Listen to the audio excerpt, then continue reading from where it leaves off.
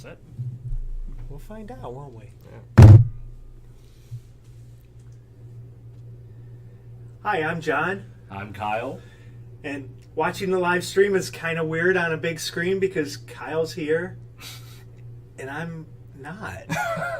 Are you invisible, or Am am I not actually seeing you? Or I'm not in my Wonder Woman jet, so I should be available. Oh, there I am. I know, you're there. I'm not. I see myself right now, just browsing. So if you can see us or not, It really doesn't matter because this is also going to be. I said there was a surprise. yes, there is a surprise today. And the surprise is, one, I'm invisible, which is kind of cool. Yeah. But the other part is we're going to take the video stream Mhm. and we are uploading it to YouTube as we've been doing, but we're also going to turn it into a podcast. Yes, I know, John, you talked about this yesterday for a little bit. We did. And when we first started, all the equipment we bought Mhm. was for a podcast. It was not for video. Right. That's originally what we were going to do because we just weren't thinking about video. Plus, we didn't have any videographers on staff or anything else, and we're like, oh, podcast, that's easy. We hit record, we're done. Exactly. But then video came out, and, well, so now we have...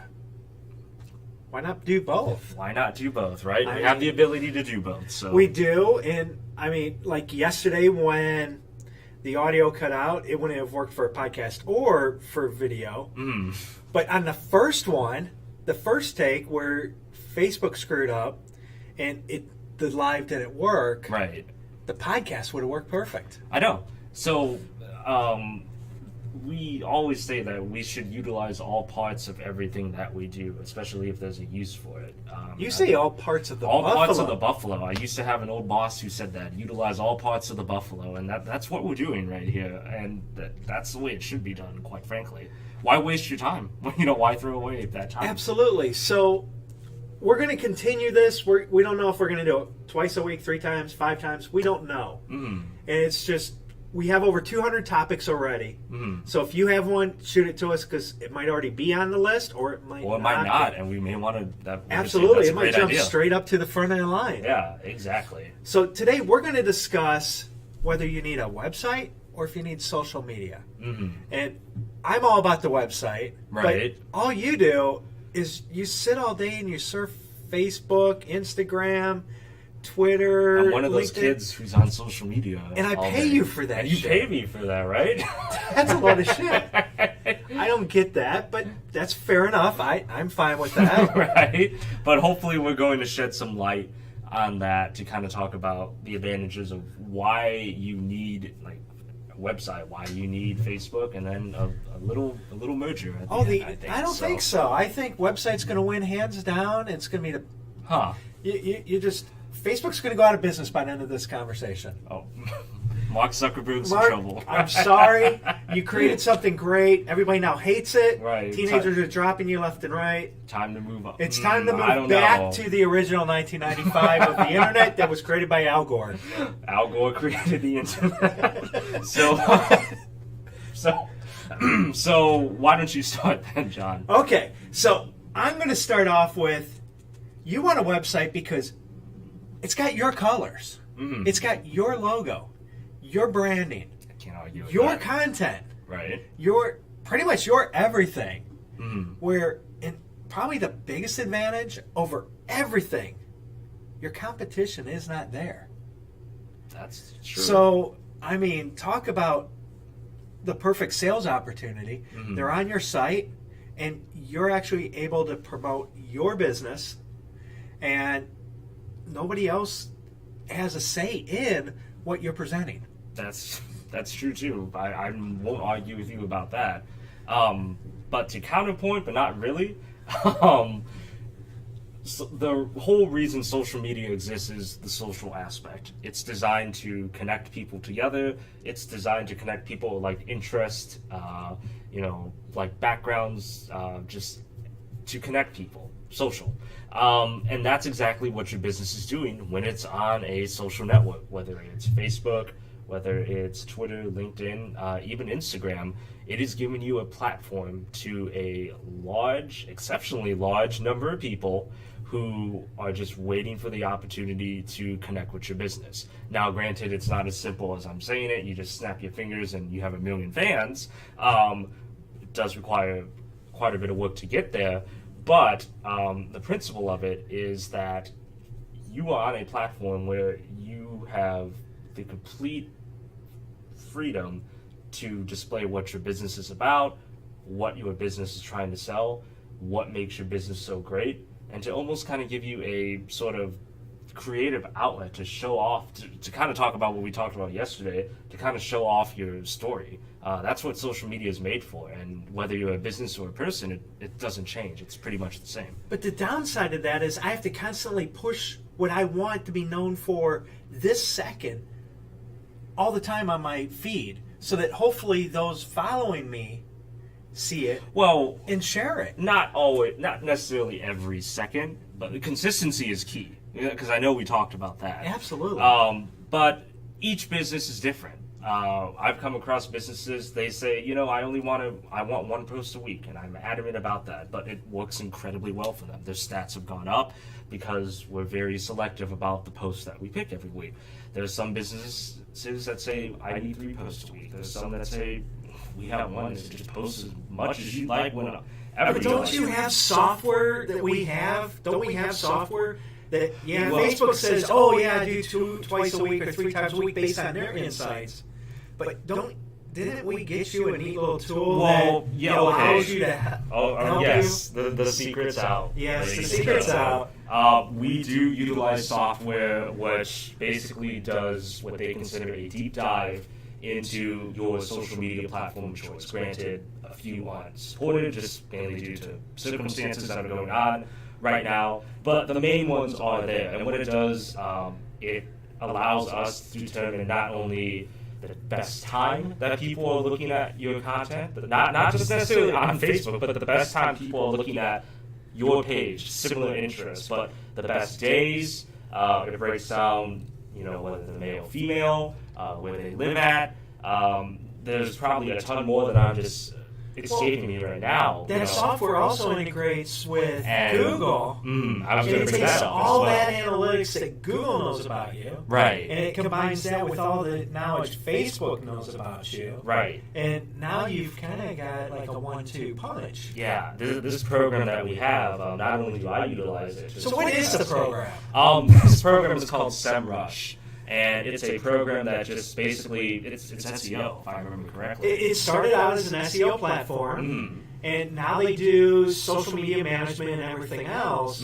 But we've been using it for 5 years for SEO. Yes. And now we're using it from the social standpoint because the analytics we get out of it, at least on the enterprise version, far outweigh what Facebook or Instagram or LinkedIn, Twitter, that they can give us as a tool. And we're not just saying that because it makes us look better. We're saying that because this gives us the essential information that we need to make sure that I'm getting your content that you worked so hard to create out in a timely manner, so the most people, the maximum number of people possible, can see it. And granted, SEM's not the only one in town. There are several other ones. Which You got are Sprouts, Sprouts, Hootsuite, yeah, which are you also got very Buffer. good. Buffer, I forgot about Buffer. Yeah, Buffer's Buffer's a good one. Yeah, But it's great. All of those have limitations. Sprout, its biggest limitation when we looked at it, it was triple the price, yes, it's which that sucks. mhm. Buffer is great, but when we went to our scale for how many clients we maintain, it couldn't handle it. Couldn't. Same thing with Hootsuite, Same thing with Hootsuite. which we've used all of them. Mhm. And I mean, there's a couple others we've used, but those were the 3 main ones before we settled on the one that did everything all of them did, but it also combined the Google Analytics. So going back to your website, because I'm all about the analytics, and that truly gives you a ton of information. Where Facebook might say, oh, here's your age ranges, I can tell even deeper than that by what countries they are, what languages they are, what browsers they're using, And you can tell a lot about somebody if they're using an Apple iPhone, an Apple MacBook, a Windows desktop, an Android phone. You can discern a lot of information about that. You're right. Just this week I was able to kind of take a look at somebody's Google Analytics, and it's actually extremely impressive how much information it gives you. And the client I was with as well, she commented, she said, this is exactly what I need. They're a organization that thrives on numbers. They need the numbers to back up any requests or anything that they do. And I would argue that Google Analytics gives you more than what you need in many cases to give you an accurate. A lot of times it's too much. That's what we've heard even we too. internally, and I mean we do a ton of SEO for the search engine optimization. There's so much information. It's like you get overwhelmed. Right. I mean, but it's there if you want it. It's there if you want it. And so it's useful, right? And we normally look at it like probably the 10,000 foot view. We give our clients the 30,000 foot view because that's really all they need to know is how many people are going to their site, what pages are they going to, right? How long they're staying on the site, how many come to the site and leave, otherwise known as the bounce rate. It gives you all that information, and Facebook alone doesn't tell you that. Well, that's entirely true. You can't get that, and I mean, obviously, for example, Facebook knows it, but they're not going to share it with anybody. No, they didn't even share it with Cambridge Analytica. Yeah, so if it didn't share it with the company that's taking them to Congress, then they're not obviously they're not going to share it with us. Right. But the good thing about that, though, is that social media gives you the opportunity to just quickly get information out there within under a minute. Let's say there was something interesting that we were doing. Under a minute, I can create a post to let each and every one of the people on our Facebook, our Twitter page, our Instagram page, LinkedIn, whatever, of what we're doing. With a website, you can technically do that. As long as you're logged onto the platform, or as long as you're on the platform, there's a higher chance you're going to see it first on there, especially if you're following. Especially, and I'm not going to get too deep into this, if you work with Facebook and the marketing module to get specific information out there, you can definitely get it out there as well. You can get it out to thousands, even more. Well, you can even get people, if you market on Facebook correctly, and I know I'm supposed to be in love with the website side, but yes, Facebook has the pixel. Yes. Where if you also embed that on your website... Well, that's how it works together. That's where you can come into... You can do the remarketing, and you can remarket the people that are visiting your competitors. Yes. That have purchased stuff that you sell online. Yes. Or the type of business you have in your retail store, if you have a retail store. Or even if you work out of your house, if, let's say you're a bug company that have ordered bug services... Or if you're like an Uber driver, you can hit other people in that general vicinity that also sell or have bought that type of service. It gives you the ability to more or less hyper-target who you're going after to make sure that you can be as specific or as broad as you want. And to me, that's where the advantage of marketing through a social media platform comes in. But like John said too, the website does, I have to admit, the website does come into that as well because that's where the pixel comes from.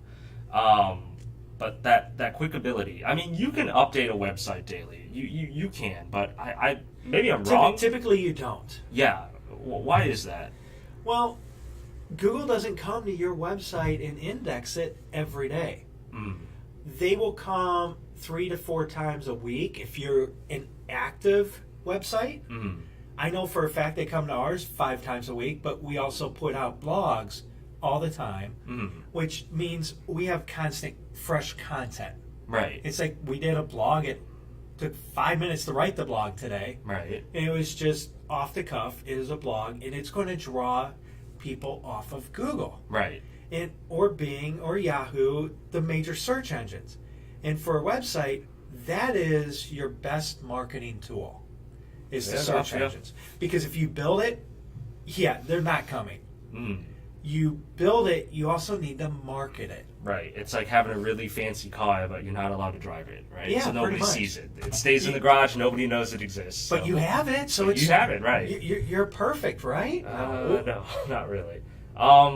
All right, so fair enough. What else do websites have that you feel have a strong advantage over? Well, websites themselves, probably the second biggest one besides your branding, your color, and your content that you control, you have your lead generation and your sales funnel. Okay. Where when somebody comes to your site, I really hope you don't have a pop-up that let's say I go to a site, I hate it. I get a phone call. I answer the phone call, and I go back, and it says, sign up for my newsletter. You know jack shit about me, but sign up because I have really great shit. Nope, sorry, you just lost. I closed the tab. Yeah, I'm out. There are so many businesses that do that. Don't do that. Yeah. Maybe after they visit 10 to 15 pages, pop up that annoying thing, but don't do it beforehand. And you can control that, right? You don't have to have it pop up right then. There's no law that says you must have it pop up as soon as you log onto the site. Right? No, it's the people that don't believe in their product and they want to slam it down your throat. Yeah, that's usually the impression I get, and that just makes me want to click off the site. I'm like, It you know what? does. I'll look somewhere else. That's fine. A good lead generation tool, you're going to offer somebody something for free. Like, let's say, here's 10 tips to improve your marketing of your business. Give us your name and email, and it's off to the side. It's a little buried on the site. It's not wham bam in your face. Well, I mean, on that note, how do you feel about like coupons or discounts? It said, since you're visiting the site, here's a 15% off coupon. I hate them on the homepage. Homepage, got it. Okay. I love them on the site itself. Make somebody go looking through your site. Don't throw it. Hey, buy our stuff, but here, have 50% off or $50 off. I don't even know what you have. I don't even know if you have what I'm looking for. Well, it's like we've got heating air conditioning companies or, say, home repair companies. The first thing they do is they're like, here's a discount. They're devaluing their services. Right. Where if it was a little buried, maybe even it says coupons up at the top, or discounts, or specials, or something that will get somebody to go to that page, and maybe even to get that coupon, they have to sign up for your list. Now you're gathering their information. Yes, they'll probably become a customer, but let's say they get that, they get the printout, the PDF printout instantly, because maybe you don't email it, you just give it to them right away. You have at least their information where if you're like, you know what? John signed up for my discount, but he never called. Right. He hasn't called in the last 2 days or the last 24 hours. Why don't I pick up the phone and call him because I asked for that information? Or shoot him an email because I asked for that information? I mean, that's a very good point, too. And to an extent, I'm just using Facebook as an example because it's popular. Facebook more or less allows you to kind of keep track of if you do a advertisement or who's visiting your page. You can kind of get a broad sense of who's doing that, but then you can use that data to instantly retarget those people if you notice a trend. For example, let's say we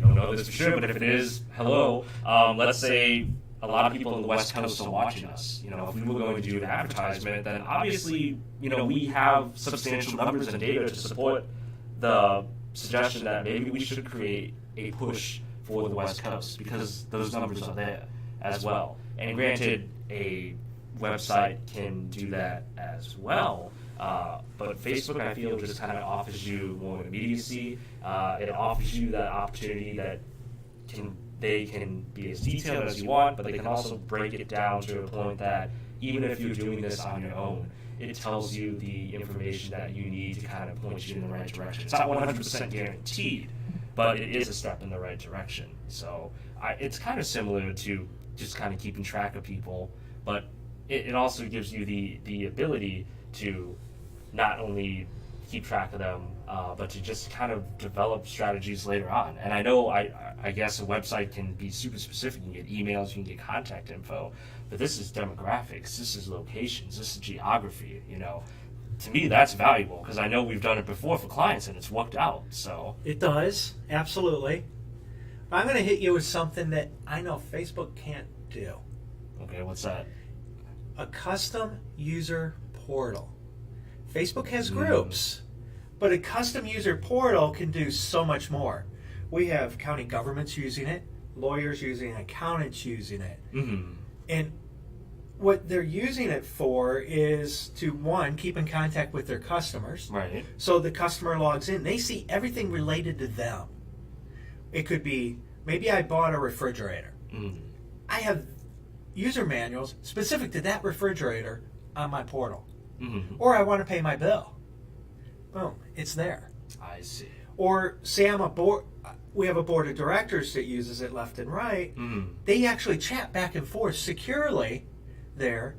It could be on a Facebook group, Mm-hmm. but what's here is it's controlled just within that people, and it kind of locks them in and gives them the privacy they need. That's Gotcha. not on a public Right. site, because what happens if there's a breach and you're talking this next and greatest thing that your company's going to be doing, Mm. and Facebook has an oops. I mean, same goes for a website. Facebook, or if a website has an oops, Mm. but you have 1 billion plus people using Facebook, actually over 2 billion, maybe Close, 3. close. I'd say, I think 2, somewhere around there. I think. So. Yeah, it depends on how many they purged out of the fake people. Yeah, that's true too. But you have a couple billion people on Facebook versus maybe 20 or 30 or 40 private members on your website doing the exact same thing, Mm. where the odds of a breach there are a lot less. Right. And you can attach documents, and you still gain, going back to my first point, that brand consistency. So it looks, and it's the environment that you've created. So it's got the colors and everything else. I mean, you mentioned groups on Facebook, and to an extent, it's somewhat similar on Facebook. You can, for the most part, share documents, share ideas, share discussions, things like that. But again, even though it's closed, the more people that you add, it's essentially a group of people together in a room, where I will admit that a portal on a website is more or less everybody gets their own office, but they can still openly communicate with others as well. The larger a group gets, you have to establish some ground rules. What's allowed? What's not allowed? Is everybody just allowed to post anything they want, or are there specific rules? Is there an admin in the group? Are they going to control who posts what? Where's their standing for deciding who posts what? You know, so it does get. While the idea is somewhat the same, I have to admit, and I know a lot of people who have said, "Well, I'll just use a group," and there's nothing wrong with groups; they're great, but they do become slightly complicated the more people that are added, because as we know, like, the more people that are in a group together, their thinking, their logic, their reasoning is more diverse, and because of that diversity, it requires sort of some structure to keep it together, where I guess a website, that structure is already in place. Well, a website, it's thought through. Your marketing and who has access to certain things, it's discussed up front. Mm-hmm. Whereas you could go to Facebook, create group, great, you've now got a group, but I want it private. Boom, you make it private, you're done. Right. You haven't fully thought through all the business ramifications. Right. Are there specific business rules? Exactly. How are things handled? Will HR love you? Yeah, that's the thing too, where on on a group, even though it's a private group, if you do something that breaks the rules, not within your group but within Facebook, that you can lose that group and lose that page. Honestly. You could So, get banned, and you could get you banned. lose that whole group. Where you don't, where a website, I don't think you are at risk. Google's not going to step in and say, "Hey, you broke the rules, we're kicking you." Well, maybe they can. I'm not quite sure about that one. Now, you keep talking about, since I'm done with my website list, because I think you can't beat that, Mhm. but you've only been talking Facebook. You have Instagram, Snapchat, Twitter, LinkedIn, Twitch. There's a ton of different social platforms, but each one satisfies a specific need. And I think the biggest mistake people make is, I need to be on all of them. That's not necessarily true. You want to go where A, you know your audience is at, and B, where you feel you can play to your strengths more than anything. For example, most businesses, local businesses, small businesses, they feel comfortable on Facebook because usually the people that they're friends with or the pages that they like are within the community. Plus, So- they have a Facebook account, so they're already familiar. set. Right. Now, if you have a business or an account that just likes to engage with people, they like to kind of constantly go back and forth to build hype, to kind of just give little tidbits about what you're offering, Twitter is a great platform for that. I've seen some amazing Twitter campaigns run on there that just they made me laugh. But even now, I still think about it. You know, it's fresh in my mind, and that's part of what marketing is. And we talked about yesterday video. There's a ton of platforms to do that. YouTube, for example, Facebook allows that. Instagram allows short videos. Snapchat allows short videos. Again, I can go on all day about what each platform does and how it can work for your business, but ultimately when it's your business, it's up to you. And I think that's where the flexibility comes in. There are a multitude of platforms that are, for the most part, free of charge, and there's nothing holding you back to get started, to start posting pictures, start posting information, getting yourself out there. Well, I think a website, while it's good, it's not something that I can put together in 5 minutes and hit the ground running. It takes a little time to put it together. Well, you can get one of those free sites, and well, then afterwards you're like, boy, I created a pile of dung. Yeah, I mean, is there any benefit to having a free site? Well, if your budget's zero, okay, well, got to start somewhere. You got to start somewhere, Right. But it definitely won't help your search engine optimization. Mm. Probably won't integrate with your social media, Mm. or if it does, it's going to be piss poor. Right. You probably aren't going to be thinking of your branding, your consistency. Mm. You're probably not thinking of your audience. You're just, hey, I have one. Mm. I think I would rather not have one than have one. Yeah, it's So better than nothing. If I nothing against the free sites out there that you can build. I'd rather have no site okay. than in a social media Uh-huh. than one of those free ones. Because with those, they give me a stock template.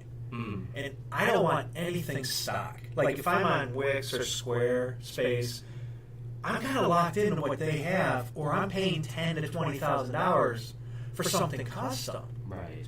I mean, we know several Wix developers and Squarespace developers that we work with that charge anywhere from $1,500 to $20,000 to uncustomize those custom templates. And I'm like, that costs more than a non-templated website. Right. So why would you spend the money? And the SEO on those is probably a third, So you're if not not less. So you build it, Google still isn't going to go. right. So you're not going to get found. Then. You're not going to get found, or you're leaving money on the table that should be coming to you because you're trying to do it for free. I mean, you know, social media though. If you are willing to spend money on an ad campaign, like you're guaranteed to get results. They can't promise you what the results are. They can't promise you each of the people who see your ad will convert to a sale, but you're still guaranteed to get yourself out there if you're willing to put a little cash towards it. No, even if you're a pro marketer on Facebook spending $20,000 to $30,000 a month, they still won't guarantee results. Nope. Which is insane. If anybody ever promises you X or Y, then that is something that we would strongly advise to take it with a grain of salt, because nothing is. We can only do our best with the tools that we have, but nothing is promised. No, and it's like if you get a phone call saying, "Hey, I'm Google," hang up, tell them to go to hell. Yeah, because no. Google doesn't pick up the phone and call you, just like Microsoft doesn't pick up the phone and call you. In fact, the IRS doesn't pick up the phone and call you. You mean I can't pay them in Target gift cards? No, they've moved on to probably Walmart or JCPenney's gift cards because people caught on to the Target gift card scheme. Maybe that's why they didn't accept my list. I know, it could be. I mean, well, the way I'm seeing it right now, we each are going back and forth, but each point and counterpoint that we have, I wouldn't even really call it a counterpoint. No. They're all good. So what's better? What do you need? Website? The answer is technically, all right, everybody knew this, both.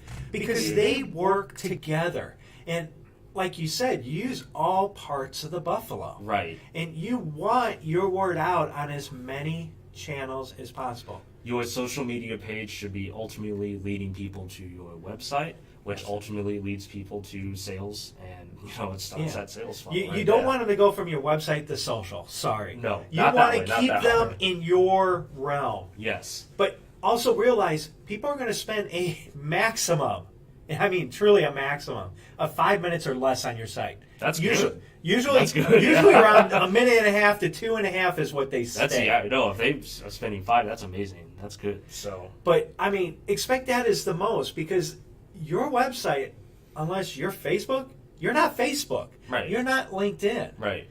People aren't going there to stay for minutes or hours at a time. Yeah. They're going there to get the information and to get out. I agree. And the faster they can come in, get the information, and get out, the more likely they are to purchase. Think of a supermarket. Social media is the posters and the prime items available on the storefront, and the actual website is your store where you walk in and purchase what you need. So Absolutely. they need to work together, and ultimately you need both. If you had, let's say you have a very small budget, you had to start with only one thing, and the rest comes later. What would you start with then? That's a tough one. My budget's zero. Right Your now. budget's zero? Yes. I would just start, depending on my business, probably just Facebook. Mm-hmm. Because that's where the majority of people are. Yes. Now, if all I was doing is business to business, I'd probably jump on LinkedIn. It's also free. Fair If enough. I was, say, a high schooler coming up with the latest, greatest thing, and I wanted to be heard, and I played video games, it would be Twitch. Oh, definitely Twitch. Yeah. If I wanted to become an influencer, and we have several of those, I would be blogging, which is you can do technically for free. Yeah. I'd be on WordPress is YouTube, and I'd be on Instagram, and I would be streaming video as much as possible. Right. If I wanted to be a person that does public speaking, I'd probably have a YouTube with snippets of my talk, probably not the whole thing. I'd probably go on Facebook so I could stream parts of it and talk to people so they know I know how to talk. I'd probably have a blog as well so that I can write a little snippet and have a video next to it to showcase what I can do and also kind of entice people. Even if it's a crap website, I mean, I see so many crap websites where the guy's like, I make $1 billion. And I seriously doubt that happens. There's actually a couple of Facebook groups I'm on, and they're private groups, and I will never buy a thing from them, but they are the primo social media experts that will teach you everything, and what they're teaching me is the stuff never to do. They're teaching you bad habits. Well, Bad they're trying to get people to get rich quick, and that's probably the one takeaway is it doesn't matter for business. Everything, whether it's social media or a website or anything you do, it's a long game. You could get We rich stress quick. that all the time. This right? is not a pyramid scheme or anything else. What you want to do is you want to work at it. You want to hustle. You want to get the good word out of what you're doing, and you want to do it consistently. And you can't do things last minute and expect them to turn around, and you can't snap your fingers and expect next day results. It doesn't. We live in a very fast age, but nothing is that fast. No. Nothing. At least to our knowledge. If there is, Bitcoin was for a couple months, Bitcoin, and but, then it tanked. right. So I would say that's probably it for today. Yes. I'm John, aka Wonder Woman, because there is nothing on the screen with me. And I'm Kyle. I think I'm still there. I'm not sure. So and thank you much. thank you. See you. Hi. Right. We just wanted to give you this as a friendly reminder for next week and that the road will be closed down. I know. I'm thinking of almost live streaming it. You know what? That would be really cool. I used to race in it. I loved it. That would be really awesome. But I just don't want to sit on the camera for like 2 hours. Yeah, That's the downside. that is. Especially like having to hold one because your arm would be like, Oh no, it would be sit up. Oh, on like box. that? Hell yeah. I ain't that crazy. Or we'd put it on a tripod. yeah. But you know how many people, though, who wouldn't be able to make it to it would enjoy that? I know, and we're thinking about it. You guys definitely should. It could be interesting. We could get all the Could we arrange all the drivers to come sit in front and give a little spiel on themselves? You know what? Because we're kind of at the bottom of the hill. Give me a second, because the girl whose dad and stuff runs it is actually passing these out with me, and I will go grab her and ask her. Okay. I will bring her right back. Was I Wonder Woman? You were. I was on my phone. I don't know. I was like, maybe I did something wrong, but I was like, I don't know why I stopped. That's okay. I didn't have to talk to anybody. I know. That's Utah. That's LaPorte. That's Illinois. Okay. Oh, I mean, it kind of fits our podcast thing and what we're doing. No, so- it does. But see, it's still you're still sitting there. I don't understand what happened. Yeah. And it was working before. Otherwise, yeah. you wouldn't have shown Yeah. up. Mm, You broke it. I know, of course. That's okay. That's why you make it impromptu. I was Wonder Woman. No, but this kind of works with what we're doing anyway. So It this may not be a does. bad thing because we're switching to the podcast format. I'd rather not be on camera and just talk some days. Well, so- no, but still, it's recorded. Yeah.